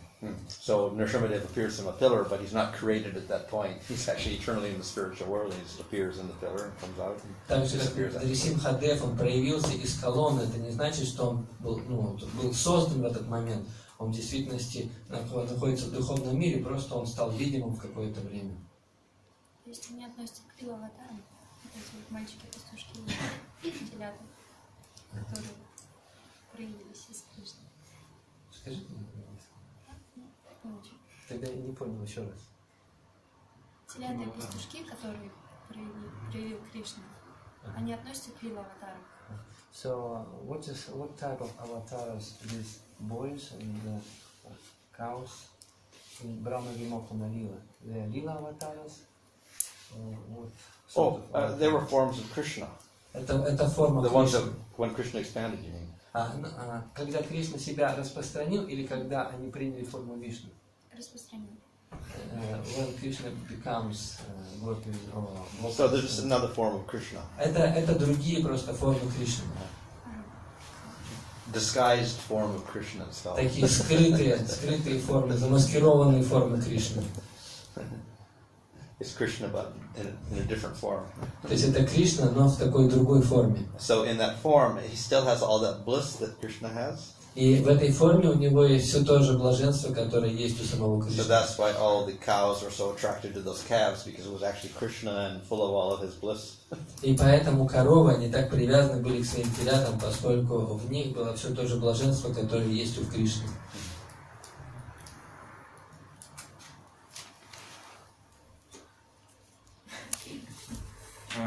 Я слышал то, что есть описание соотношения как бы по размерам материального мира и духовного мира.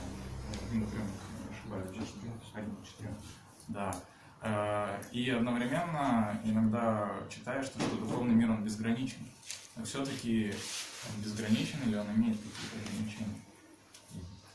So I heard that there is a description that the material world is 1/4 of and from the other side the spiritual world is unlimited. Yeah. So how can we correlate these two? So one, we take it as a metaphor. Можно, с одной стороны, можно принять это как метафору, To show that the material world is not as big as the spiritual world. чтобы показать, что материальный мир не такой большой, как духовный мир. But ultimately, we know the spiritual world is beyond dimensions. So you can't, just like even the Atma is beyond dimensions, but we say it's smaller than 1,000 tips of a hair or whatever like that. But it's actually beyond material measurement. Но также духовный мир, он не подлежит какому-то измерению. То же самое говорится и о душе. Ее говорится, что у нее есть какой-то, сравнивается какой-то материальный размер, очень маленький, но в действительности ее невозможно измерить, потому что это частичка духа. But I think the origin of this comes from the 1 3/4 comes from the Vedas. Но я думаю, что изначальный источник вот такого описания, он из Вед берется. Whereas the material world is called Ekapad and the rest is called the Tripada. Потому что там материальный мир называется Экапад, а духовный мир называется Трипад. And there's one section in the Bhagavatam that also talks about the Tripads and the Ekapad. И также в одной части Бхагаватам есть подобное описание. But then I think the analysis is in terms of qualities. There's 3 qualities in the spiritual world, 1 quality in the material world. That's how it's taken as. И я думаю, что это относится к тому, что есть 3 качества в духовном мире и 1 качество в материальном мире. What is this qualities? I forgot what they were. Somewhere in the commentary of Jiva somewhere. Где-то в комментарии Джива Госвами говорится вот эти деления. I think Shema was one of them. I'm not sure. Shema.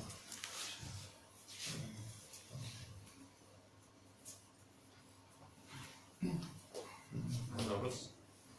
Ваше святейшество, Бхану Свами, скажите, пожалуйста, вот почему говорят, что можно,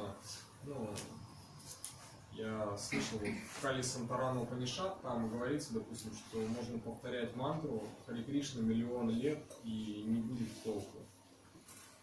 То есть, ведь святое имя, оно же трансцендентно, и почему такой столь длительный процесс может не принести результата? I heard or read in Kalisantarana Upanishad that you can chant миллионы лет или миллионы жизней, millions of lives, you can chant Hare Krishna mantra without any result. So why it's so? Because spiritual name is spiritual. Oh, I suppose if you're a great aparadi, maybe. I don't know. Я могу предположить, что если кто-то является таким большим аппаратхи, то есть тут нужно по контексту посмотреть. That would probably be the only case. Я думаю, что это единственный случай. Я где-то читал, по-моему, что находясь нельзя достичь Мадхурьи раз, находясь в дружеских материальных отношениях. Так ли это? У Прабхупады, да? По-моему, да. So I read somewhere, maybe in Srila Prabhupada, somewhere that if you are in the material conjugal rasa here means you are married, then you cannot achieve the Madhurya rasa in the spiritual world. Well, if we're attached to this rasa, obviously we can't get out of the material world. Если вы привязаны к этой мирской расе, то, конечно, вы не сможете достичь духовной расы. If we become detached, then okay, fine. Но если вы отречены, не привязаны, то тогда все в порядке.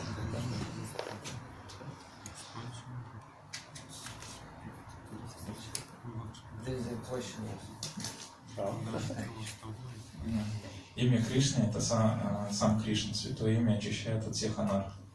Звук святого имени нематериален, трансцендентен. Почему Прабхупада говорит, звук Махамантры, услышанный от непреданного, отравляет, и сравнивает это с молоком, которого коснулся языком змея? The question is, it is said that the holy name is spiritual sound vibration.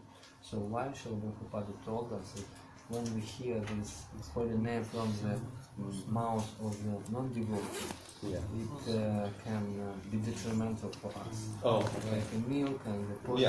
Yeah. This is from Padma Purana, actually. Это из Падмы Пураны в действительности.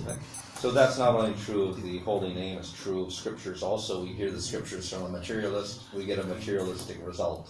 И это относится не только к святому имени, но также к шастрам. Если мы слышим шастры в изложении материалистичных людей, то у нас будут другие результаты. So we have milk, and milk is very nice and nourishing and pure. И так у нас есть молоко, оно очень питательное и чисто. And we drink it, we get nourished. И когда мы пьем его, то мы питаем себя. If we mix some poison in it and you drink it, you die. Но если вы подмешаете туда яд, вы будете пить молоко и вы умрете. So nothing wrong with the milk, but we take the milk and the poison and we die. So like that, we have the holy name or the scriptures, and if it comes out of materialist, yes, it is scripture, but then we accept the poison, the materialistic interpretation. So then what benefit we get? Поэтому, когда мы слушаем или Святое Имя, или Священные Писания из уст материалистов, то они подмешивают яд в форме каких-то своих интерпретаций в это, и поэтому мы можем не получить благо от этого слушания. So that's the normal case, that if materialists, non-Vaishnavas or other people interpret the scriptures or say the name or whatever, we get bad influence from it because we can't pick up the good part out of it. И так это происходит, потому что они подмешивают туда, материалистичные люди, они подмешивают туда свои интерпретации. Вот. И когда мы слушаем, у нас нет способности отделить их интерпретации от самих Писаний или от Святого Имени. But we do find a very great exception. Но есть также и великие исключения из этого. So we have the example of Shishupala. In hatred, in aparadi, etc., he chanted the name of Krishna. И у нас есть примеры Шишупалы, это большого аппаратхи, который ненавидел Кришну, и он повторял его имена. And because Krishna is so attractive, he kept concentrating on Krishna and his name in hatred, and then he got purified. И поскольку Кришна, он такой привлекательный, то в этой ненависти Шишупала, он был сосредоточен на Кришне, и благодаря этому он очистился. So it happens, but slower. То есть такое происходит, но медленнее. If there's no aparad and it's only accidental chanting, like Ajamil, then you can destroy all your karmas.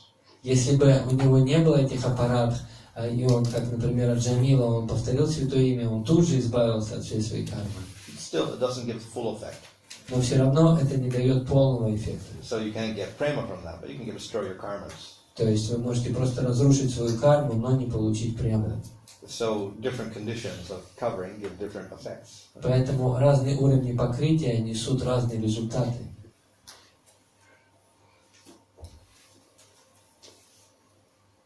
А туласи это в каждой туласе индивидуальная душа или как это жива? То есть она же засыхает, говорится, тело оставляет. Does it mean that each tulasi plant is a particular soul? Well, it's like expansion of Tulsi Devi, just like all the Siddha associates of the Lord have expansions because they go with the Lord in the material world, in different universes, and many universes simultaneously. Это экспансия Тулси Деви. Подобно тому, как разные ситхи, преданные, они проявляют свои экспансии, когда Господь распространяется в разных вселенных, они тоже идут вместе с ним проявляя свои экспансии. And when Tulsi dry up, what does it mean? We can say maybe that's one of her leelas. Мы можем сказать, что это одна из лил, когда Тулси... Disappearance. Да, лила ухода Тулси.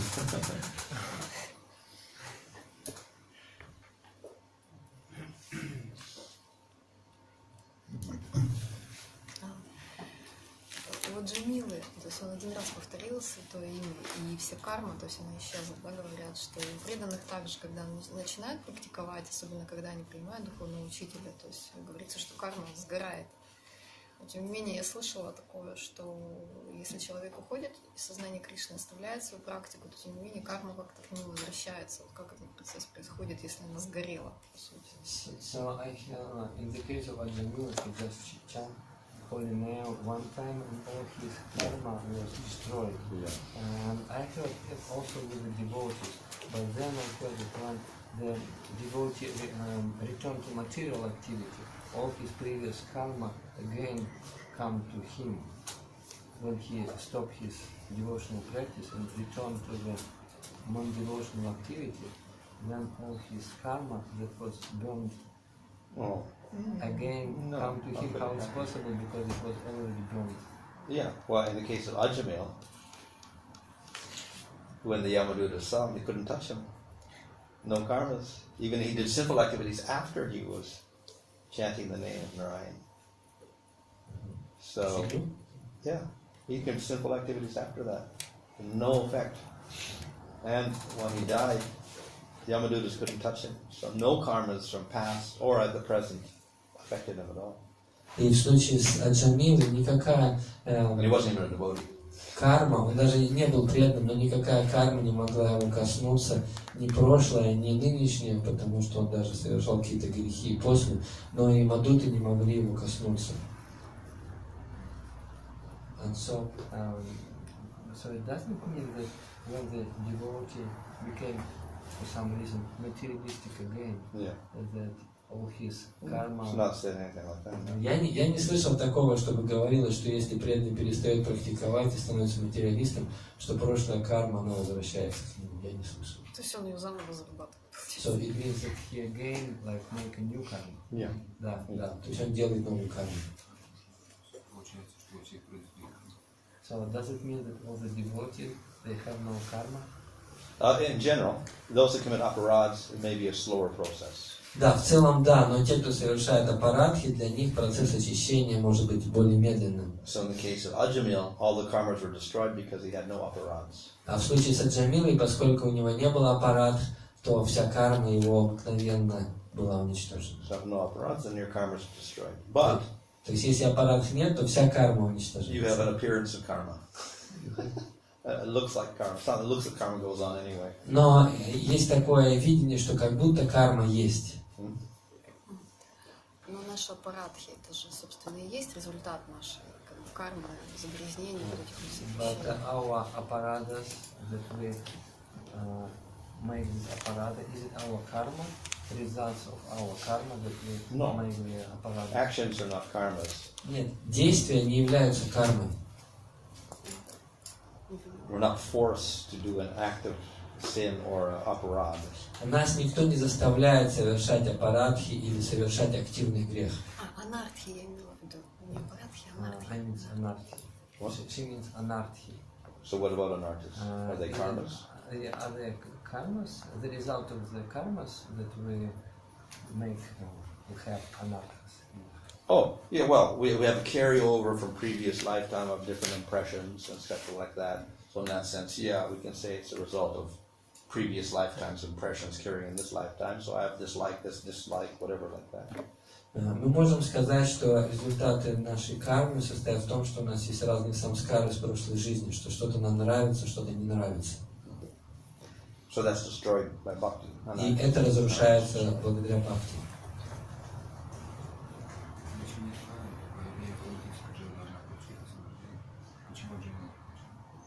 And if there is no karma, it means that automatically we can enjoy. So in this case, why a Jamila cannot enjoy? Освобождение. Should be liberated. Yeah. Why? He had a body though, didn't he? He had a body, so that means, So I'm saying that there's a semblance of karma that continues. Почему же тогда Аджамила, когда он повторил святое имя и избавился от кармы, значит, он, в принципе, должен был получить освобождение, почему же не получил его, а он был в теле. И Махарадж говорит, что есть подобие, то есть кажется, что карма есть. So even though there's no karmas, generally, the Lord makes your body continue, and within that, then you were subject to different reactions in the material world like any body. So that's the semblance of karma. И хотя кармы нет, но тем не менее тело продолжает функционировать, и возникает такое ощущение подобия кармы, как подобие действий кармических. So Baladev says there's an appearance of karma so that everyone will understand that no one can avoid karma. И Баладев Видябушин говорит, что есть такое проявление кармы, чтобы все поняли, что кармы избежать невозможно. So even the Prem Bhakta is definitely beyond karma, still has a body, and still has accidents, sickness, etc. И что даже у Према Бхакти, у которого определенно нет кармы, все равно у него есть тело, и какие-то случаи с ним происходят. So this is arrangement that looks like karma, it's not, it's То есть Lord's это arrangement on it. выглядит как похоже на карму, но в действительности это все по плану Господа происходит.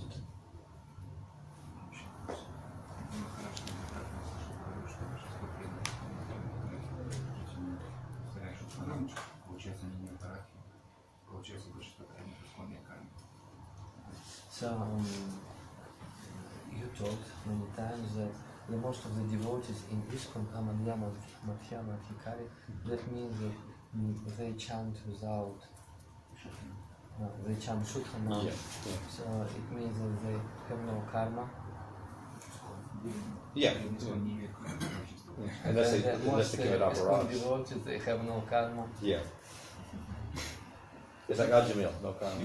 Да, как у Аджамилы, у них нет кармы. То есть Нандагапал Прабху говорит, что большинство преданных, согласно Махараджу, они повторяют Шудханаму, и, соответственно, у них нет кармы.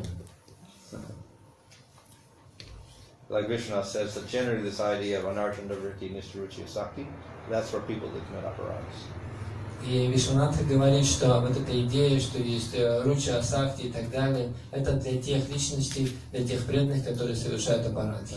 And for one who's doing bhakti without the aparadhas, then we don't see the gradual stage, it's a more sudden affair. А тот, кто практикует без аппарата, мы не видим такого постепенного прогресса у них все это как бы происходит внезапно.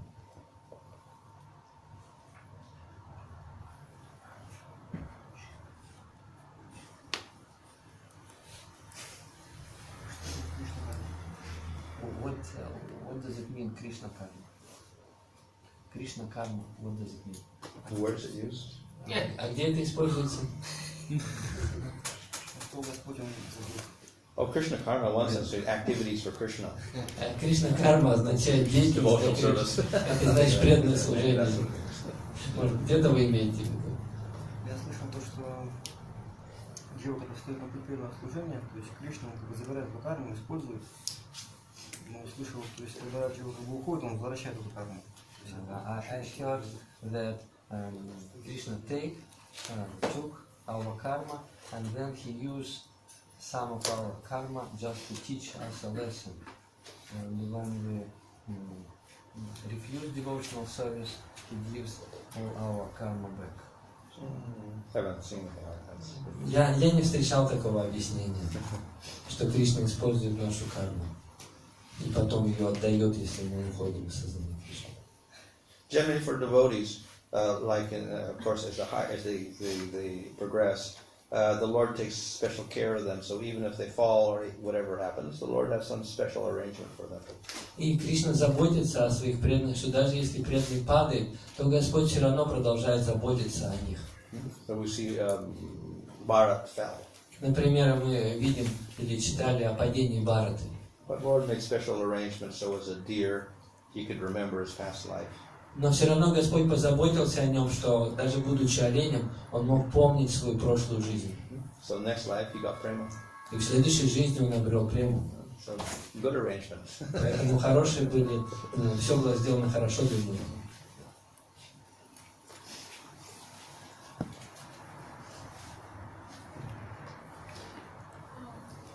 Ну, я не знаю, правильно ли я понимаю, я просто слышала, что у каждого преданного, да, у каждого, в принципе, человека в духовном мире есть какое-то свое место.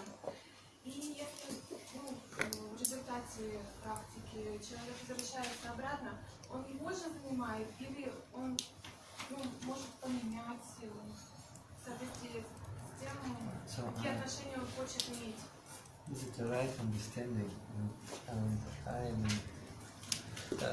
Well, that we have our particular place in the spiritual growth, and when we return to the spiritual growth, we occupy our this position, or we can change this position and take some other kind of service. Well, generally, as I previously said, that according to our aspirations, the Lord responds. Как я уже говорил раньше, в соответствии с нашими стремлениями, Господь отвечает на эти стремления. So don't think of what I was or what I could be or whatever. Поэтому, You start now and decide, what do I want now? And you practice towards that goal. And as it said here by Brahma, it says, according to what you do, then you get the particular result according to your faith. и как вот мы читали здесь молитву Брамы, где он говорит, что Господь дарует результат в соответствии с верой человека. Поэтому мы сейчас начинаем наше движение, и в зависимости от наших устремлений теперешних мы попадаем туда, куда мы стремимся. So according to your sadhana, you get a certain result. Поэтому в соответствии с вашей садханой вы получаете определенный результат.